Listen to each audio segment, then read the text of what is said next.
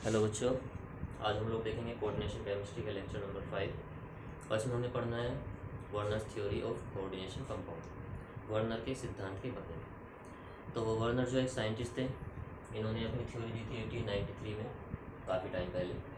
तो उस टाइम पर इतनी ज़्यादा टेक्नोलॉजी नहीं थी हमारे पास में, और ना ही कोऑर्डिनेशन कंपाउंड के बारे में ज़्यादा नॉलेज थी कि उनमें किस तरह के बॉन्ड्स बनते हैं या किस तरह की उनकी स्ट्रक्चर होती है। तो इन्होंने कुछ एक्सपेरिमेंट्स करके देखे, कोबाल्ट क्लोराइड और अमोनिया के साथ में कंपाउंड होता है कोऑर्डिनेशन कंपाउंड। तो उस पर इन्होंने कुछ एक्सपेरिमेंट किए अपने, और अपने एक्सपेरिमेंट के बेसिस पे इन्होंने बताया कि कोऑर्डिनेशन कंपाउंड के अंदर जो सेंट्रल मेटल एटम है, केंद्रीय धातु परमाणु, उसकी दो तरह की संयोजकता या वैलेंसी होती है। वैलेंसी क्या होती है कि कोई परमाणु कितने तरह के बॉन्ड बना रहे हैं या कितने बॉन्ड बना रहे हैं, उसको हम लोग बोलते हैं उसकी वैलेंसी। जैसे NH3 में हम देखते हैं तो नाइट्रोजन हाइड्रोजन के साथ में 3 बॉन्ड से जुड़ा होता है, वहाँ पे नाइट्रोजन की वैलेंसी 3 हो गई। H2 में देखते हैं ऑक्सीजन 2 हाइड्रोजन से जुड़ा हुआ है सिंगल बॉन्ड से, तो वहाँ पे ऑक्सीजन की वैलेंसी होगी। तो इसी तरह से जो सेंट्रल मेटल एटम होता है उसकी भी वैलेंसी होती है, संयोजकता होती है। दो तरह की संयोजकता होती है, एक को हम लोग बोलते हैं प्राथमिक संयोजकता या प्राइमरी वैलेंसी, प्राथमिक संयोजकता या प्राइमरी वैलेंसी, और दूसरी होती है सेकेंडरी वैलेंसी या द्वितीयक संयोजकता। तो केंद्रीय धातु परमाणु में दो तरह की वैलेंसी पाई जाती है, प्राइमरी वैलेंसी और सेकेंडरी वैलेंसी, प्राथमिक संयोजकता और द्वितीयक संयोजकता। तो पहले डिस्कस करते हैं प्राथमिक वैलेंसी, प्राइमरी वैलेंसी के। तो प्राइमरी वैलेंसी जो है वर्नर के अकॉर्डिंग वो वैलेंसी है जो कि मेटल के चार्ज में पार्टिसिपेट करती है या मेटल का ऑक्सीडेशन स्टेट में पार्टिसिपेट करती है। तो ये पार्टिसिपेट करती है किसमें? मेटल के ऑक्सीडेशन स्टेट में, participates in oxidation state of central metal atom. केंद्रीय धातु परमाणु के जो ऑक्सीडेशन नंबर होता है या जो ऑक्सीकरण संख्या होती है उसमें पार्टिसिपेट करती है कौन? प्राथमिक वैलेंसी। इसको हम लोग क्या करते हैं, इसको हम लोग डॉटेड लाइन से शो करते हैं। डॉटेड लाइन से इसको शो करना है, जैसे इस तरह की लाइन से हम इसको शो करें, या फिर इस तरह से डैश डैश डैश डैश करके इसको शो करना होता है। ये जो वैलेंसी होती है नॉन डायरेक्शनल होती है, मतलब आप इसको कहीं पर भी जोड़ सकते हो। अगर कोई एटम जुड़ा हुआ है प्राइमरी वैलेंसी से, तो वहाँ पर आपको ज़रूरी नहीं कि उसकी डायरेक्शन प्रॉपर दिखानी है, कहीं पर भी जोड़ा जा सकता है। तो ये वैलेंसी कैसी होती है? नॉन डायरेक्शनल होती है, नॉन डायरेक्शनल होती है ये वैलेंसी। और ये वैलेंसी आयनाइज हो सकती है, ये वैलेंसी आयनाइजेबल वैलेंसी होती है, यानी ऐसी वैलेंसी जो कि आयंस में ब्रेक हो जाए, तो उसको हम लोग क्या बोलते हैं? Ionizable valency. तो चलिए, ये तो था हमारा प्राथमिक संयोजकता प्राइमरी वैलेंसी के। सेकेंडरी वैलेंसी, अब जो सेकेंडरी वैलेंसी है वो क्या होती है? वो कोऑर्डिनेशन स्फीयर के अंदर जो भी हमारे लिगेंड होते हैं वो मेटल के साथ में जो बॉन्ड बना रहे हैं उसी को हम लोग उसकी सेकेंडरी वैलेंसी कहते हैं, सेकेंडरी वैलेंसी। तो सेकेंडरी वैलेंसी इसमें पार्टिसिपेट करती है, ये पार्टिसिपेट करती है कोऑर्डिनेशन नंबर में। तो participates in coordination number of central metal atom। केंद्रीय धातु परमाणु के जो समन्वयन संख्या होती है कोऑर्डिनेशन नंबर, वे उसमें पार्टिसिपेट करती है कौन सी वैलेंसी? सेकेंडरी वैलेंसी या द्वितीयक संयोजकता। दूसरा पॉइंट यहाँ पर हमने देखा था कि इनको डॉटेड लाइन से शो करते हैं प्राथमिक वाले को। सेकेंडरी वैलेंसी को हम लोग सॉलिड लाइन से शो करते हैं, सॉलिड लाइन, ओके, यानी कि इस तरह की लाइन से हमको इसको शो करना होता है। थर्ड पॉइंट है प्राइमरी वैलेंसी जो थी कैसी थी? नॉन डायरेक्शनल, कोई दिशा की इसमें ज़रूरत नहीं होती है। ये जो वैलेंसी होती है कैसी होती है? डायरेक्शनल होती है, तो इसको प्रॉपर डायरेक्शन के साथ में दिखाना ज़रूरी होता है, क्योंकि ये वैलेंसी कैसी होती है? डायरेक्शनल वैलेंसी होती है। चौथा पॉइंट, प्राइमरी वैलेंसी क्या थी हमारी? आयनाइजेबल वैलेंसी थी, यानी कि आयंस में ब्रेक हो सकती है। जो सेकेंडरी वैलेंसी होती है वो कैसी होती है बच्चों? नॉन आयनाइजेबल वैलेंसी, ऐसी वैलेंसी जो कि आयंस में ब्रेक ना हो सके उसको बोला जाता है non ionizable valency, non ionizable valency. तो ये था इसका स्टार्टिंग का पार्ट, इसका यानी कि बेसिक। इसमें हम देखेंगे आगे चल के एक्सपेरिमेंट्स उन्होंने किए थे कोबाल्ट कॉम्प्लेक्स पर, कोबाल्ट 3 कॉम्प्लेक्स पर, कोबाल्ट 3 एमीन। ओके, तो उसके एक्सपेरिमेंट्स देखेंगे। ये दो तरह की वैलेंसी, आई होप आप लोगों को क्लियर हो गई होगी। प्राइमरी वैलेंसी और सेकेंडरी वैलेंसी, हिंदी में बोले प्राथमिक संयोजकता और द्वितीयक संयोजकता। प्राथमिक संयोजकता क्या है? जो केंद्रीय धातु परमाणु की ऑक्सीजन संख्या में योगदान करती है, या जिसको डॉटेड लाइन से शो किया जाता है, जिसमें दिशा की कोई जरूरत नहीं होती और जो आयंस में ब्रेक हो सकती है। सेकेंडरी वैलेंसी या द्वितीयक संयोजकता क्या है? जो पार्टिसिपेट करती है उसकी समन्वय संख्या या कोऑर्डिनेशन नंबर में, किसका? केंद्रीय धातु परमाणु का। सॉलिड लाइन से इसको शो करना है हमें। ये डायरेक्शनल होती है तो प्रॉपर डायरेक्शन के साथ में इसको शो करेंगे, ऐसे नहीं कि कोई भी परमाणु कहीं भी जोड़ दें। नॉन आयनाइजेबल वैलेंसी होती है, ये आयंस में ब्रेक नहीं हो सकती है। ओके, तो चलिए अब इसको देखते हैं एक्सपेरिमेंटल वेरिफिकेशन, इन्होंने कैसे कैसे इस पर एक्सपेरिमेंट किया था। तो इन्होंने एक्सपेरिमेंट किया था अपना कोबाल्ट कॉम्प्लेक्सेस पे। 4 कॉम्प्लेक्स हम लोग देखेंगे कि उनके अंदर किस तरह से हमको वैलेंसी को शो करना है, कैसी उनकी स्ट्रक्चर रहनी है, किस तरह से उन पर AgNO3 या कंसनट्रेट H2SO4 की रिएक्शन कराते हैं, तो क्या क्या रिजल्ट देखने को मिलता है। तो बच्चों, इन्होंने एक्सपेरिमेंट किया था अपना कोबाल्ट कॉम्प्लेक्सेस पे। जैसे पहला मैं कॉम्प्लेक्स ले रहा हूँ, पहला कॉम्प्लेक्स इन्होंने ये लिया था बच्चों, COCl3.6NH3। ओके, दूसरा था COCl3.5NH3।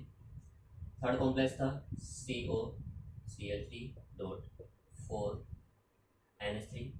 और चौथा कॉम्प्लेक्स लिया था इन्होंने COCl3.3NH3। ये थे कॉम्प्लेक्स कंपाउंड। अब हमें पता है कि जो कोऑर्डिनेशन कंपाउंड्स होते हैं या कॉम्प्लेक्स कंपाउंड होते हैं, उनमें जो सेंट्रल मेटल एटम है उसका कोऑर्डिनेशन नंबर जनरली फिक्स रहता है। यानी कि कोऑर्डिनेशन स्फीयर या ब्रैकेट के अंदर जो भी लिगेंड्स होते हैं उनका नंबर जनरली फिक्स रहता है, या तो 6 होता है वो, या फिर 5 होता है, या फिर 4 होता है, या उससे ज़्यादा 8 भी हो सकता है। तो यहाँ पर है हमारा कोबाल्ट कॉम्प्लेक्स, और कोबाल्ट के साथ में यहाँ पर 6 अमोनिया जुड़े होंगे कोऑर्डिनेशन स्फीयर के अंदर। वो कैसे देखते हैं। इन्होंने जब एक्सपेरिमेंटल वेरिफिकेशन किया, यानी कि इन्होंने इसकी रिएक्शन कराई किसके साथ? AgNO3 के साथ इसकी रिएक्शन कराई पहले वाले कॉम्प्लेक्स की। तो इन्होंने देखा कि 3AgCl के जो मॉलिक्यूल है 3AgCl वो प्रेसिपिटेट होकर नीचे बैठ गए, प्रेसिपिटेट हो गए। अब जो AgNO3 है वो हम जानते हैं कैसा कंपाउंड है, जनरली आयनिक कंपाउंड है। और आयनिक कंपाउंड कैसे होते हैं? जिन पर पॉजिटिव और नेगेटिव चार्ज होता है। तो जो Ag है इस पर पॉजिटिव चार्ज है, NO3 है उस पर नेगेटिव चार्ज है, तो Ag प्लस उसी के साथ जुड़ेगा जिस पर नेगेटिव चार्ज होगा। तो आयनिक कंपाउंड के साथ में रिएक्शन कर सकता है। तो Ag प्लस ने क्या किया होगा, यहाँ पर जो Cl है वो नेगेटिव के फॉर्म में आ रहा होगा, और कितने Cl नेगेटिव के फॉर्म में आ रहे होंगे? 3Cl। तो इसलिए यहाँ पर AgNO3 से जब रिएक्शन कराई तो 3AgCl के मॉलिक्यूल हमको मिले। तो इससे क्या पता चल रहा होगा? इससे यही पता चल रहा होगा कि जो Cl है वो क्या बना रहा है? Primary valency. क्योंकि प्राइमरी वैलेंसी क्या होती है? आयनाइजेबल वैलेंसी होती है, यानी कि ऐसी वैलेंसी जो आयंस में ब्रेक हो सकती है या आयनिक कंपाउंड के साथ में रिएक्शन कर सकती है।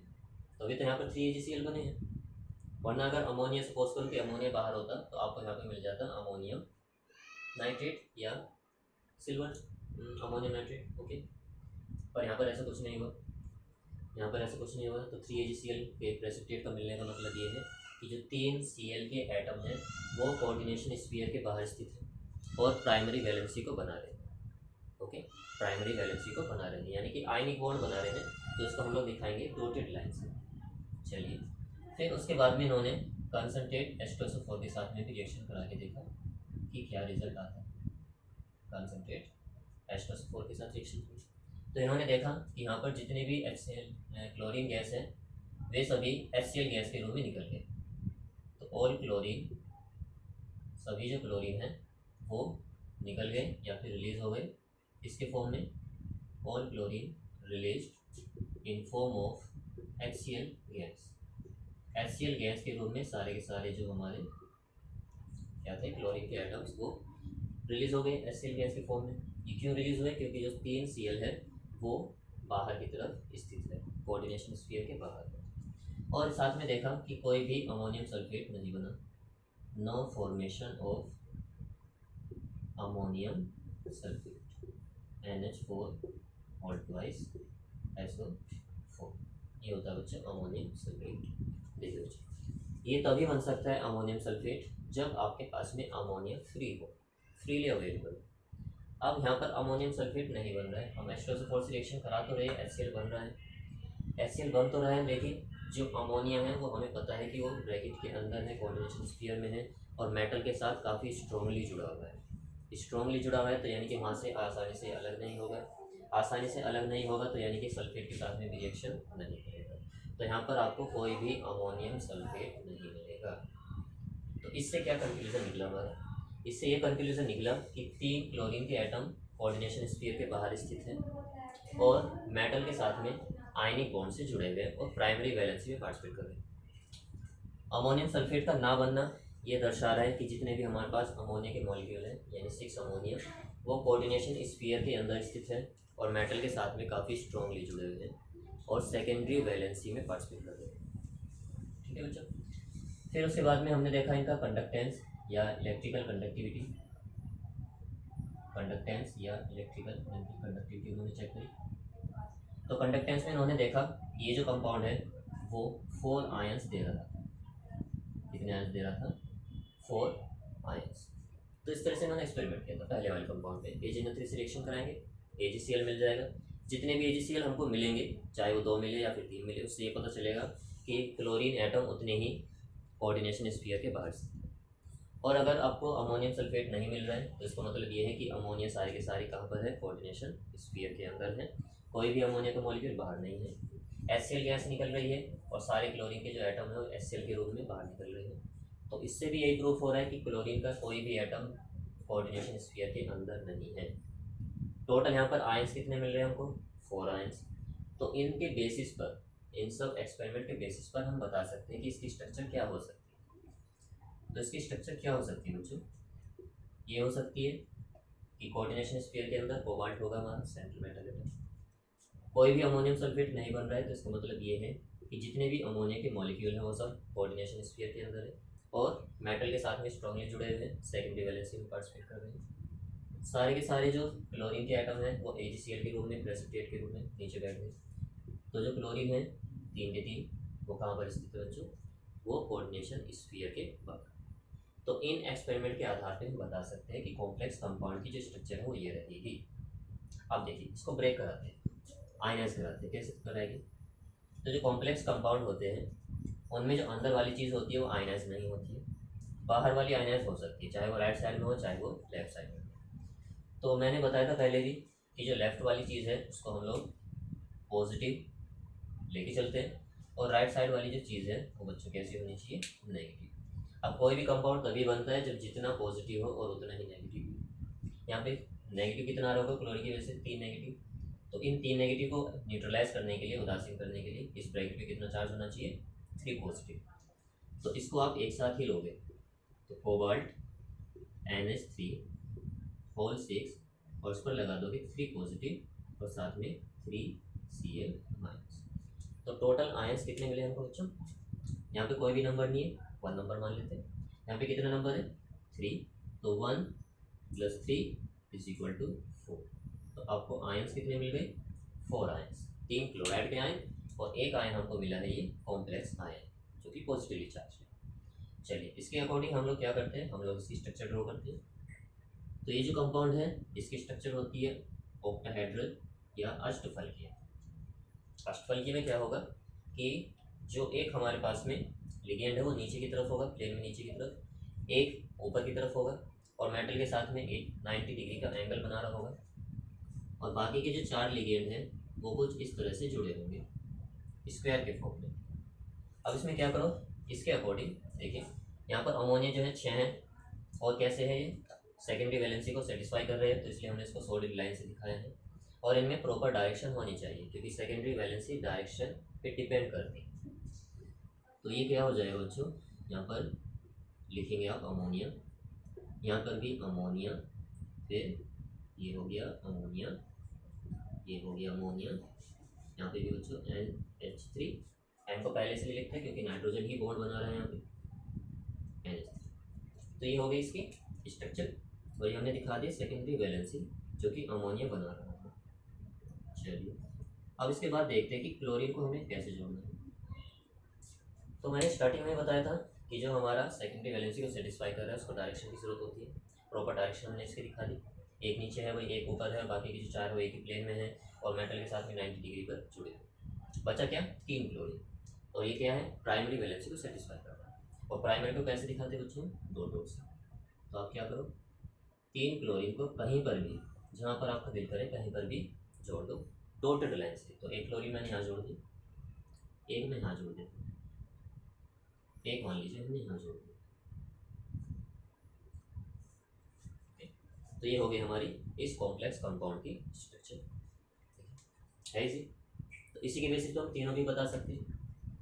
जैसे यहाँ पर आपको एजिड ने 3 से रिएक्शन कराई थी तो आपको कितने मिले थे, 3 AgCl। अब नेक्स्ट वाले में क्या करना, नेक्स्ट वाले में आपको क्या करना है, एक एक क्लोरीन को अंदर लेना है। ओके, देखिए यहाँ पे पहले 6 अमोनिया थे, फिर 5 अमोनिया है, और मैंने बताया कि जो मेटल है उसके साथ में 6 लिगेंड होने चाहिए। कोऑर्डिनेशन नंबर जो होता है जनरली फिक्स रहता है सबका। तो अगर मैं यहाँ पे 6 की जगह 5 कर दूँ तो यहाँ पे एक लिगेंड कम हो गया। अब उस लिगेंड की पूर्ति करने के लिए यहाँ से क्या होता है, जो एक क्लोरीन है वो अंदर चला जाएगा। तो ये जो क्लोरीन है वो प्राइमरी वैलेंसी में भी पार्टिसिपेट कर रहा है और सेकेंडरी वैलेंसी में भी पार्टिसिपेट कर रहा है, और जो बाहर वाला है वो सिर्फ प्राइमरी वैलेंसी में ही पार्टिसिपेट कर रहा है। तो यानी कि जब आप इसकी स्ट्रक्चर बनाओगे तो सिर्फ इसको डॉट डॉट से दिखाओगे, बाहर वाले क्लोरीन को, और अंदर वाले को सॉलिड लाइन से भी दिखाना है और डॉटेड लाइन से भी। इससे ये प्रदर्शित हो रहा है कि ये सेकेंडरी वैलेंसी में भी पार्टिसिपेट कर रहा है और प्राइमरी में। तो बताओ बच्चे, यहाँ पर AgCl फिर कितने मिलेंगे इस दूसरे वाले में, टोटल AgCl कितने मिलने वाले हैं हमको, टोटल AgCl आपको मिलेंगे बच्चों, क्योंकि 2 ही क्लोरीन बाहर है तो 2 ही AgCl मिलेगा। HCl भी कितने निकलेंगे, 2 HCl निकल जाएंगे क्योंकि 2 Cl बाहर है। कोई भी अमोनियम सल्फेट भी यहाँ पे नहीं बनेगा, तो भी इससे पता चल रहा है कि अमोनिया के सारे मॉलिक्यूल कोऑर्डिनेशन स्फीयर में है और सेंट्रल मेटल एटम के साथ काफ़ी स्ट्रांगली जुड़े हुए हैं और सेकेंडरी वैलेंसी में पार्टिसिपेट कर रहे हैं। आयंस यहाँ पे बच्चों हमको मिलेंगे टोटल 3 आयंस। अभी देखेंगे कैसे ब्रेक कराएंगे, 3 आयंस। ओके, तो चलिए इनको देखते हैं स्ट्रक्चर कैसी रहनी है बच्चों इसकी। देखिए कोबाल्ट होगा और फिर यहाँ पर अमोनिया लिगेंड, ये कितने हो गए आपकी बार, 5 हो गए, होने चाहिए 6 तो हो गए 6। एक क्लोरीन भी आ गया, बाकी के 2 क्लोरीन बाहर हो गए। तो जब इसको आयनाइज कराएंगे हम तो यहाँ पे 2 क्लोरीन है, 2 नेगेटिव, तो इस ब्रैकेट पे 2 पॉजिटिव आ जाएगा, तो CONH3 और इसका होल 5Cl, और ऊपर आ जाएगा 2 पॉजिटिव और साथ में बच्चों 2Cl माइनस। तो टोटल आयंस कितने दे रहा है, 2 + 1, तो 1 + 2 कितना हो गया, 3 आयन। तो इसमें टोटल कितने आयंस दिए, 3 आयंस। अब इसके स्ट्रक्चर देख लीजिए कैसे बनाएंगे हम इसके स्ट्रक्चर। चलिए मैं एक बार और इसको ठीक से बता देता हूँ। तो सेंटर में क्या रहना है, मेटल, एक लिगेंड ऊपर एक लिगेंड नीचे। ओके, बाकी के 4 लिगेंड एक दूसरे के साथ 90 डिग्री के एंगल पे जुड़े हुए हैं और एक स्क्वायर की फॉर्म बनाते हैं। यहाँ पे आप जोड़ दीजिए पहले 5 अमोनिया को, पहले क्या कीजिए 5 अमोनिया के मॉलिक्यूल को जोड़ दो, ये हो गए हमारे 4 और ये हो गए 5। तो अब देखें जो ये वाला Cl है ये ब्रैकेट के अंदर है, यानी कि सेकेंडरी वैलेंसी में पार्टिसिपेट कर रहा है, साथ में इसके ऑक्सीडेशन नंबर में भी पार्टिसिपेट कर रहा है, क्योंकि जब यहाँ पे कोबाल्ट का ऑक्सीडेशन नंबर निकालोगे तो 3 आएगा, 2 इसकी वजह से और 1 इसकी वजह से। तो इसको जब आप दिखाओगे तो सॉलिड लाइन से भी दिखाओगे और साथ में डॉटेड लाइन से भी दिखाओगे Cl को, उस Cl को जो कि ब्रैकेट के अंदर है। तो ये हो गई हमारी स्ट्रक्चर। बाकी बचे 2 क्लोरीन, तो ये दोनों क्लोरीन ब्रैकेट के बाहर है, यानी कि वो कोऑर्डिनेशन बॉन्ड नहीं बना रहे हैं, तो मेटल के साथ में वो आयनिक बॉन्ड से जुड़े हुए हैं। तो आयनिक बॉन्ड से अगर जुड़ रहे हैं तो यानी कि इसमें डायरेक्शन की कोई ज़रूरत नहीं है, दोनों Cl को कहीं पर भी ऐड कर सकते हैं। तो ये हो जाएगी बच्चों दूसरे वाले कंपाउंड की स्ट्रक्चर। ओके, तीसरे वाले में क्या करना है, तीसरे वाले में फिर से आप क्या करोगे, 5 अमोनिया की जगह 4 अमोनिया। अब लिगेंड 6 होने चाहिए, तो क्या करोगे यहाँ से एक और क्लोरीन अंदर आ जाएगा, तो बाहर कितना बचा, सिर्फ 1 क्लोरीन। तो यहाँ पे क्या हो जाएगा, ये 2 और यहाँ पे ये 4, ब्रैकेट पे चार्ज कितना आएगा, 1 पॉजिटिव, Cl कितना बचा हुआ है, सिर्फ 1 Cl। तो टोटल बच्चों यहाँ पे आयंस कितने हो गए, 1 ये हो गया, 1 ये हो गया, तो टोटल आपको यहाँ पे आयंस मिलेंगे 2 आयंस। ओके, तो इसमें COCl3.4NH3, इसमें AgCl कितने मिलेंगे बच्चों, जितने सीएल बाहर है उतने AgCl, यानी कि 1 AgCl, 1 AgCl। इसके अंदर यहाँ पे 1 AgCl का प्रेसिपिटेट मिलेगा। कोई भी यहाँ पे आपको H2SO4 से रिएक्शन कराने पर अमोनियम सल्फेट नहीं बनेगा, सभी में ऐसे ही होएगा। और साथ में जितने भी क्लोरीन बाहर की तरफ होंगे वो सभी HCl गैस के रूप में निकल जाएंगे। आयंस कितने मिलेंगे बच्चे यहाँ पे? 2 आयंस। स्ट्रक्चर इसके ड्रॉ करेंगे हम, तो कैसे करेंगे? अमोनिया कितने हैं? 4 अमोनिया, तो 1 2 3 4 यहाँ तक ध्यान देते हैं। फिर क्या है हमारे पास? 2 क्लोरीन अंदर की तरफ है, तो वो जो क्लोरीन है वो प्राइमरी वैलेंसी में भी पार्टिसिपेट कर रहे हैं और सेकेंडरी में, तो इसलिए उसको दोनों लाइन से दिखाएंगे, सॉलिड भी और डॉट भी। बचा एक क्लोरीन। एक क्लोरीन क्या है? ब्रैकेट के बाहर है, यानी कि प्राइमरी वैलेंसी ही बना रहा है वो, तो उसको हम ऐसे दिखा देंगे। ये हो गए बच्चों थर्ड वाले कंपाउंड की स्ट्रक्चर। चौथे वाले को देखते हैं। चौथे में आपको क्या करना है? अब की बार यहाँ से एक अमोनिया और कम कर दीजिए, और जो Cl पहले बाहर था उसको अंदर ले लिया। तो अब यहाँ बाहर Cl बचा क्या? कोई नहीं बचा। नहीं बचा तो यानी कि जब AgNO3 से रिएक्शन कराओगे और यहाँ पर कोई क्लोरीन है ही नहीं, तो आयनाइज हो तो ही नहीं है, तो यहाँ पर कोई भी AgCl नहीं मिलेगा, तो नो AgCl, कोई AgCl नहीं मिलेगा। साथ में कोई भी HCl गैस रिमूव नहीं होगी। क्यों नहीं होगी? क्योंकि कोई भी क्लोरीन बाहर नहीं है। इसका मतलब ये है कि क्लोरीन भी और अमोनिया के मॉलिक्यूल भी मेटल के साथ में जुड़े हुए हैं और सेकेंडरी वैलेंसी में पार्टिसिपेट कर रहे हैं। तो यहाँ पर ये कितना है? NH3 3 है, और क्लोरीन बच्चों कितना है? 3 है। तो यहाँ पर आपको कोई भी आयन नहीं मिलेगा, क्योंकि ये चीज़ आयन में ब्रेक नहीं होती है, तो नो आयन। तो ये कंपाउंड इलेक्ट्रिसिटी का कंडक्टेंस नहीं करता है। स्ट्रक्चर अगर देखें इसकी, तो स्ट्रक्चर में इसमें देखो 3 अमोनिया है, तो 3 अमोनिया ले लेते हैं, 1 2 3, यहाँ से इसको हटा देते हैं। 3 क्लोरीन है, ब्रैकेट के अंदर है, और प्राइमरी और सेकेंडरी दोनों वैलेंसी में पार्टिसिपेट कर रहे हैं, तो इनको हम लोग बनाएंगे इस तरह से। तो यह है बच्चों हमारी फोर्थ वाले कंपाउंड की स्ट्रक्चर। ओके, तो काफ़ी इजी था। इसके आधार पे आप किसी की भी रिएक्शन करा के आप बता सकते हो। आपको बस ध्यान रखना है कि प्राइमरी वैलेंसी कौन सी है, सेकेंडरी कौन सी है। ये भी ध्यान रखना है कि कोऑर्डिनेशन स्फीयर के अंदर जो भी चीज़ हमारे पास आ रही है, मेटल के साथ में जो लिगेंड जुड़े हुए हैं उनके नंबर जनरली फिक्स रहते हैं। जैसा हमने यहाँ पर जो एग्जांपल लिया था वो था हमारा cobalt 3 amine complex. Cobalt 3 amine complex, 3 उसका ऑक्सीडेशन नंबर था और एमीन के साथ में जुड़ा हुआ था। यहाँ पर 6 अमोनिया के साथ जुड़ा था, यहाँ पर 5 अमोनिया, यहाँ पर 4 अमोनिया और यहाँ पर 3 अमोनिया। तो 6 के साथ जुड़ा हुआ था, कोऑर्डिनेशन नंबर 6 रहेगा सबके अंदर। 3 AgCl यहाँ पे मिले थे, यहाँ पे 2 AgCl, यहाँ पे 1 AgCl और यहाँ पे कोई भी AgCl नहीं मिला। इसमें हमें टोटल 4 आयन्स मिले थे, इसमें 3 मिले थे, इसमें 2 मिले थे और इसमें 0 आया। आज में क्वेश्चन ऐसे भी आ जाता है कि बताएं इन चारों में से किसकी इलेक्ट्रिकल कंडक्टिविटी ज़्यादा होगी, यानी कि कौन इलेक्ट्रिसिटी को अच्छी तरह से कंडक्ट कर पाएगा, विद्युत का चालन कौन अच्छे से करता है। तो विद्युत का जो चालन होता है, जो कंडक्टेंस होता है, वो या तो इलेक्ट्रॉन्स के फॉर्म में होते हैं या आयंस की फॉर्म में। तो यहाँ पे इलेक्ट्रॉन्स नहीं, यहाँ पे क्या है? आयंस। जितने ज़्यादा आयंस होंगे उतने ज़्यादा इलेक्ट्रिसिटी का कंडक्टेंस होगा। तो यहाँ पे सबसे ज़्यादा आयंस दे कौन रहा है? फर्स्ट कंपाउंड, तो इसकी इलेक्ट्रिकल कंडक्टिविटी सबसे ज़्यादा होगी, विद्युत चालकता सबसे ज़्यादा। फिर दूसरे नंबर पे ये आएगा, 3 आयन दे रहा है। फिर थर्ड पे ये आएगा जो कि 2 आयन दे रहा है, और फिर फोर्थ पे आएगा जो आयन दे ही नहीं रहा है, जिसमें से इलेक्ट्रिसिटी को पास नहीं करा सकते। तो ये था बच्चों हमारा वर्नर थ्योरी। फिर मिलते हैं नेक्स्ट लेक्चर में।